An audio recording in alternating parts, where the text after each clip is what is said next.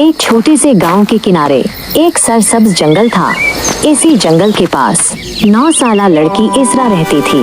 इसरा बहुत ज़हीन और जुस्तजू रखने वाली थी, लेकिन वो अक्सर तन्हा रहना पसंद करती थी। एक दिन गांव में बिजली चली गई और पूरा गांव अंधेरे में डूब गया।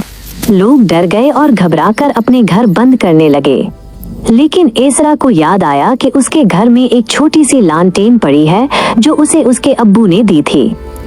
इसरा ने लालटेन जलाई और आहिस्ता आहिस्ता गांव के लोगों के पास जाकर रोशनी बांटना शुरू की। इस लालटेन की रोशनी बहुत ज्यादा तो नहीं थी, लेकिन उसने लोगों के चेहरों पर सुकून और खुशी बिखेर दी।